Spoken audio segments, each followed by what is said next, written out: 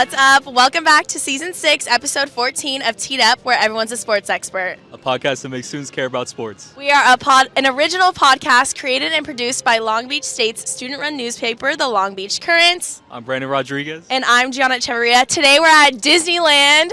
Have a lovely, happy holiday episode with us. So we're on the swinging gondola. Just to preface, Brandon hates roller coasters, so this could go very poorly. But we're easing our way up. We're just going to talk about this past Sunday. It's Monday today. Victory Monday for me. Wait, I'm really nervous. My stomach hurts. Okay. Yeah, it was Victory Monday for me, too. No matter the winner of the Packers and the Bears, 49ers moved up to the 6th seed. So, yeah, something to look forward to for us. That's good. Victory Monday. Did you appreciate a bye this late? This is a really late bye week. Honestly, for 49ers, at any moment, a bye is helpful. We were so injured everywhere that, it doesn't matter when it comes, so. It's true. Regardless, Packers beat the Bears yesterday in the most notorious NFC rivalry, I would say. We had an opportunity to tie the game. Well, Caleb Williams had the opportunity to tie the game in the fourth quarter. Oh my God. In the fourth quarter, but it was picked off. It was picked off by Keyshawn Nixon in the end zone. Amazing grab, snagged it right out of the air. So that's really good for us. Very good. The play itself was incredible. The game itself was a nail biter. It was a touchdown for Tutty. They were going back. Indeed. Anyways, what was your game of the week? What do you think? My game of the week, suddenly I don't remember any of the games. What's the Jags? Ward beat the Browns. Shador Sanders threw for over 300 yards. He did it before Drake May, so good for him. But yeah, Cam Ward, beat his competitor in the draft, so good for him. Wasn't much of a competition in the draft come draft time. But oh my God, I hate this game. Okay, anyways, so we're still at the very top. Yeah. The 49ers will be at the top soon. No, they won't. They'll never be at the top. Yeah, no, we'll be at the top soon. Well, we'll be at the top, but the 49ers surely won't. Mom, I'll call you back later. We are on the ride right now. Okay, see you. Bye. Really quick break. Thanks, Mom, for calling. Thanks, Mom. We're doing okay. Yeah. How are you doing? Very good. He's nervous. I can feel it in my, I can feel the energy coming off of him. We're bracing ourselves. Colts, I had really high expectations for them, and now I'm kind of meh. They're very meh now. Right. Yeah, and then Daniel Jones going down, it's a huge blow to them. That noise is making me nervous. I'm very nervous for the Colts now. He's nervous in general. Yeah. So the Colts were. What was their record? They were 8-1 at a certain point, or 7-1. Yeah, the best record. 8-1, best record in the league, top of the AFC, clinching the bye week for the playoffs, and now they don't even look like a playoff contender. Not in a bad way. It's just Taylor is not producing nearly as much as he was earlier in the season. Right. Looked like he was going to be breaking records. Hopefully he still does, but. I don't know, I feel like Taylor fantasy owners were really happy with him. He was dropping 40 points for them, and now he's just kind of plateaued a little bit. Right. Who was it? Europe, Jonathan Taylor. Absolutely insane. Will go down in the record books. 3 touchdowns. So, Daniel Jones, I might tear my Achilles right now. Oh, fuck. Oh, shit. I told you, Brandon. Okay, so Daniel Jones tore his Achilles. I have no idea who the Colts backup quarterback is. So I think that they're going to do shittily and not end up even in the playoffs at all. I'm happy we're on the ground now, and that's the only thing I can say. There is nothing going in my head. Wait, what? The ride's starting now. No, you're lying. I'm not doing good. I'm doing okay, just like the Indianapolis Colts. So that's good. Right. Moving on to the Kansas City Chiefs. They lost in Sunday Night Football to C.J. Stroud and the Houston Texans. Did you expect that loss? At Arrowhead, mind you, which is notoriously one of the hardest stadiums to play in. Yeah, honestly, I'm not very high on the Chiefs this year. I know obviously I'm a Chiefs hater as a 49er fan, but I think everyone in the NFL is a Chiefs hater, similar to being an Eagles hater. They're just having a down year, and the Texans' defense is something else. They're not getting the respect they deserve just because of their horrible offense and their record. But man, that defense is something crazy. I think I picked them to actually win this game. So yeah, it was a good win for them. We'll see if they make noise and come back with the Colts going down and Jaguars kind of being iffy. We'll see if they eventually kind of make a comeback. I do kind of want to touch on 2 weeks from now, Packers are going to Soldier Field. I'm nervous about that game because Sorry, Soldier Field. I'm blanking right now. Chicago. They're going to play the Bears. They are. Why are you blanking right now? Honestly. No reason at all. They're playing the Bears again. At this point, I think my fingers are stuck in this thing right now. We're going to Soldier Field. We're going to Soldier Field. I'm going to Soldier Field, not you. Yeah. So I'm nervous about that because Ben Johnson came in really cocky in this matchup, and I just feel like he has something to Ben Johnson. Oh God. I feel like he has something to say now because I don't know if you saw, but Matt LaFleur greeted Ben Johnson at the end of the game and literally patted him and then kept going, and I feel like he was telling him, "You'll be okay, buddy." Literally gave him a "you suck" pat. Yeah. And so I feel like now Ben Johnson has this blood boiling kind of thing and desire to win that I don't know. But I feel like the Packers can keep grit. I don't know. I feel like the Soldier Field game is going to be more intense and more scary for me as a Packers fan. Yeah, honestly, your guys' rivalries with Bears is my favorite. I kind of wish that the Seahawks and the 49ers were back to that. I wish that the Rams and 49ers were actually like that. But yeah, you guys actually have the Yankee-Boston rivalry, the Giants-Dodger rivalry. For the NFL, it's the Packers and the Bears. Yeah, 100%. I'm grateful for that. However, the Bears still suck. They are no longer the number 1 seed in the NFC or the NFC North. Thank you. I'm really happy with our performance. Jordan Love threw an early game interception that scared me, but I knew he would bring it back. Yeah, Jordan loves scaring people. He loves scaring Packer fans. Yeah, he loves to give us a little last-minute heart attack, so I'm happy that we're almost down. How do you feel? Good. I'm happy that we did what we did this week. So, yeah, that was that. What are you looking forward to with your Sunday game? My Sunday game, we have the Titans. Playing? The Titans, yeah. So, just go through it. No injuries. They should just be running the ball the whole game. Don't get McCaffrey hurt. Don't get anybody else hurt. Give Brian Robinson a lot of carries this week. Not too much to worry about with the Titans. But don't sleep on Cam Ward. He makes a lot of great throws. I know his stats maybe show something else. He makes a lot of great throws. I think his receivers are just a par below where he's at. So if the 49ers play smart, play their game, and don't get any injuries, it'll be a dub. Yeah, which is hard to do for them, but yeah. It's very hard to do for them. Okay, well, thanks for coming on this ride with us. Thank you. Okay, what's up, squad? We're on Rise of the Resistance right now. All right, so we're going to be talking about the Monday night game tonight. We have the Philadelphia Eagles playing the Los Angeles Chargers in LA. What are you thinking? I'm thinking this is going to be a bounce-back game for the Eagles. I know people are probably picking the Chargers right now, but I still pick the Eagles to have a bounce-back. I'm thinking Chargers as well. I feel like the Eagles are on a continuous downturn, and I'd like to continue to see that. I'm a big Eagles hater. Brandon is less of an Eagles hater than I would suspect. I don't know why, but... I hate the Eagles, but I can't lie. I'm a big Saquon fan. And then also Devontae Smith was one of my favorite college receivers to watch. So I as much as I hate them, I like their players. That's valid. I agree with that. I think Saquon is one of my favorite, if not my favorite running back in the league for sure.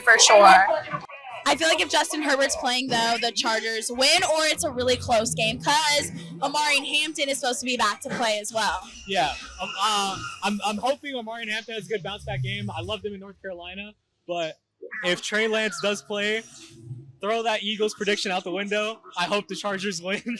I love Trey Lance. Unfortunately, I do have a 49er jersey of his. But yeah, out the window if Trey Lance comes in. I don't know. I'm high on Justin Herbert, and I think he could have been MVP if his O-line stayed healthy. Yeah, it was just an unfortunate series of events. Joe Alt goes down. Rashawn Slater, we're not even sure if he's going to come back. It's really unfortunate because honestly, if those guys are in, I'm thinking Chargers are not only a playoff team, but they're also competing with like the likes of the Broncos. 100%. Chargers could have been Super Bowl contenders 100% if they just kept their team healthy, specifically their O-line, because all their other people that needed to step up did. When Omari Hampton was out, Vidal stepped up and was able to still perform. Gazdin stepped up as well as a tight end, so that was like really helpful for them. But if you can't protect your quarterback, you have no hope. Yeah. The other part to that is that I wish at that time Omari Hampton got going sooner because we would have seen like that full potential of the Chargers. Yeah. So we'll see. Okay, wait, hold on. We'll see what happens this week. We'll see what happens with the game tonight. But I'm hopeful that the Chargers take the dub tonight. Yeah. No matter what, if Trey Lance comes in, go Chargers. I love you, Trey Lance. Yeah, don't drop like we just did right now. Okay, bye. Hello, we're on Indiana Jones. We're going to be talking about the college football playoffs and expectations we might have. Yeah. Fernando Mendoza, the Heisman winner, he should be a lock. He takes down number 1 Ohio. Indiana now should be number 1. I think he also locked in the number 1 pick if the Giants don't end up with the number 1 pick. Obviously, Las Vegas sits in the number 2 position, so we think Vegas will probably go for Fernando Mendoza, who will also be the Heisman winner this year as well. Speaking of snakes, Lane Kiffin is a snake. Oh my God. Lane Kiffin's a snake through and through. Oh my God.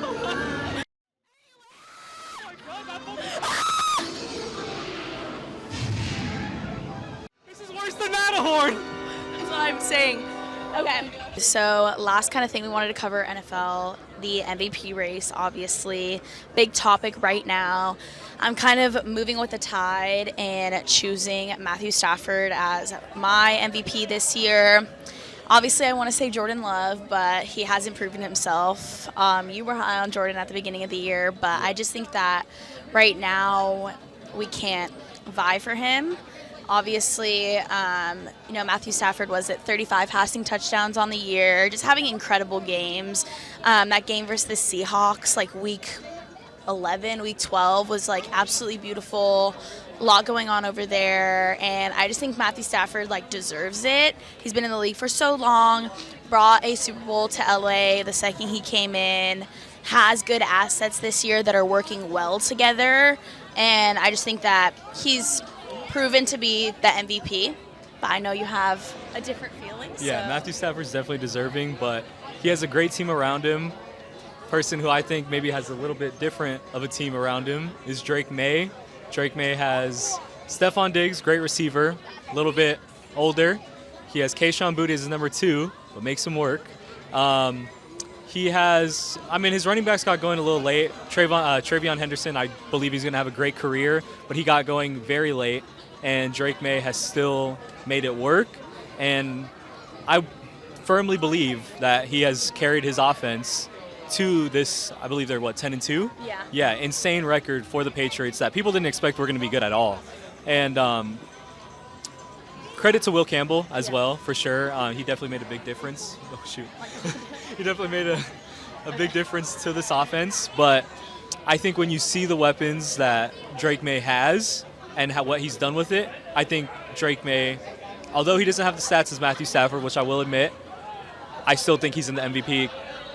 He's not only an MVP candidate, I firmly believe he should be MVP. I think that the biggest difference between Drake May and Matthew Stafford is obviously just like years, age, being a veteran versus not. I think it's easier to kind of sit here and say, like, yeah, Matthew deserves an MVP because he's been in the league for so long. Anyways, he's been in the talks of being, notorious and having that MVP. He's had multiple MVP seasons that, like, maybe haven't been recognized as well, I feel like. And he was on a pretty booty team for a very long time in Detroit when they were not who they are now. So I think that Drake May is the more surprising option. And I think he has more rags to riches, whereas Matthew Stafford is just kind of more solidified in his stardom. I don't know. Yeah, 100%. I mean, Matthew Stafford's established for years. I mean, he's been incredible. Just didn't get the recognition he deserved being on the Lions and with that terrible team. And then once they took away Calvin Johnson retired, then he had Kenny Golladay. He had their number 2 that was really good. But, again, loses them right away. And he always made it work. He was always a great quarterback. You knew he was great, just was on a terrible team. And then, he's showing it. He goes to the Rams. They gave him a great supporting cast. Right away wins the Super Bowl. I mean, now he's in the MVP candidate at, 35? Yeah. I mean, great for him. Yeah. You can't feel anything but happy for him. I mean, coming from a 49er fan, you still have to feel happy for him. He was, honestly, I'll say it, he was the original Mahomes, throwing no-look passes, doing a lot of crazy things. Yeah. Totally. And I love Sean McVay. I mean, you can't talk about the success of Matthew Stafford without talking about the creativity and the, gumption of Sean McVay. Like, he's very, determined. He's very hungry. They're the same age. I'm pretty sure Matthew's older than his head coach, if I'm not mistaken. And it's just, very cool to see that they're clearly a team, and Sean McVay clearly takes what his players have to say and applies it. And I just think, this year, the Rams look good. I mean, the Patriots look good, too. So it's very strange, and, it's crazy to say that, those two teams could be in the Super Bowl, but at this point in the season, that's very likely. I don't know. I think that it's obviously between May and Stafford. I think at the end of the day, it's going to go to Stafford because of the years. Yeah. I think that's what it's going to be at the end of the day. Yeah, and at the end of the day, he has the better stats, too. I mean, he has 35 passing touchdowns. Second place is Dak Prescott with 26. Right. I mean, it's insane. Yeah, and... Yeah, the other one, too, I do have to give him a shout-out. I firmly believe if Jonathan Taylor didn't slow down ever so slightly, could have been in the MVP candidate as a running back, which is insane to say. I mean, the last time it's been done is Adrian Peterson. So, you got to give him a shout-out as well because, he was on a crazy trajectory. For sure, yeah. And especially after that, Europe run, I remember people saying European JT was, going in the legends, he had a great year, too. Yeah. And I think hopefully he'll continue to do good and find his footing again, but unfortunately fell short towards the end of the season. Yeah, we'll see how he does too, especially that Daniel Jones goes down. I'm hoping he's going to get a lot more carries, but the thing is, teams are going to expect it. I'm really hoping they find little trickery, or maybe the quarterback is still decent. Their quarterback situation is still great. I mean, at the end of the day, they still have Tyler Warren, they still have Michael Pittman, so.